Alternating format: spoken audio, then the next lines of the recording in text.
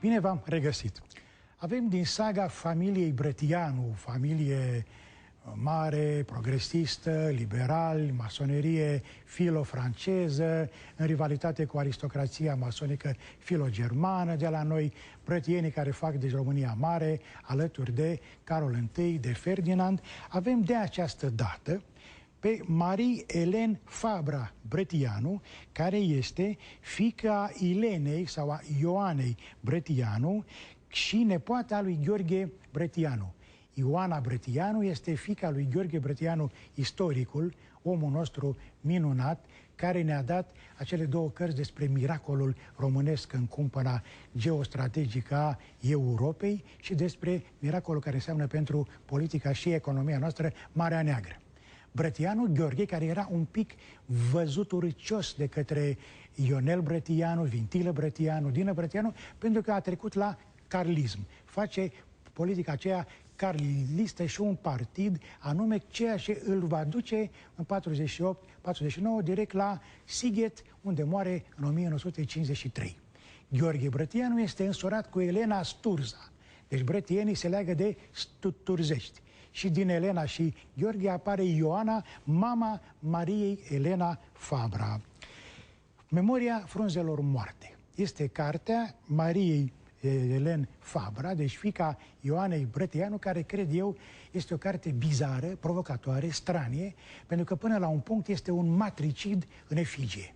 Fiica, n-aș spune chiar că își dușmănește mama, dar a avut o relație conflictuală până la moartea ei. Și spune chiar ea însăși: nu eram fiica pe care mama ar fi vrut să o aibă.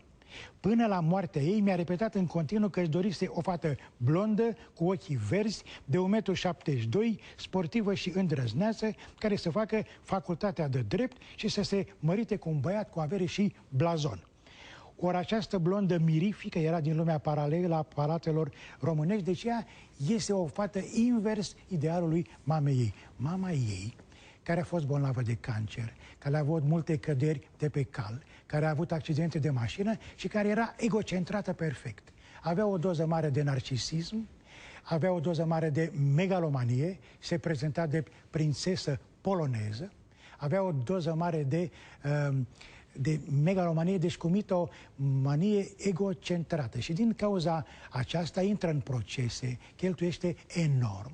Și toată cartea este, pe de o parte, conflictul cu această maternitate nonșalantă, abuzivă și egofilă, iar de cealaltă parte este într-adevăr romanul României care apare în această carte. Pentru că doamna Marie-Hélène Fabra Brătianu, după ce face École des Beaux-Arts și École du Louvre, rămâne în Franța și practic este deci cetățean îmbibat de spiritul francez.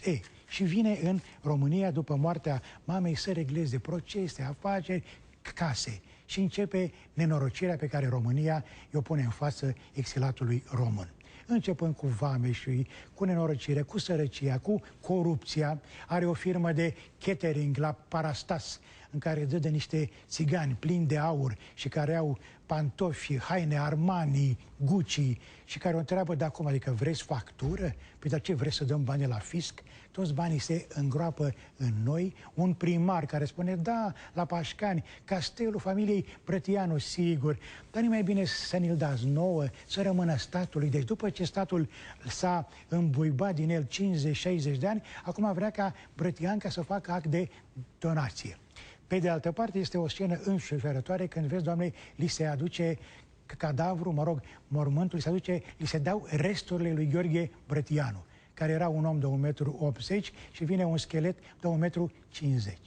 Deci sunt niște chestii care arată cum felul în care ea, Marie-Hélène Fabra, vine cu partea ei de românism înapoi în țară, deși mama ei era o ortodoxă, o lasă pe Marie la catolici, ea totuși simte românește, simte ortodox și vine într-o Românie care nu știe cum să-i facă vânt mai devreme.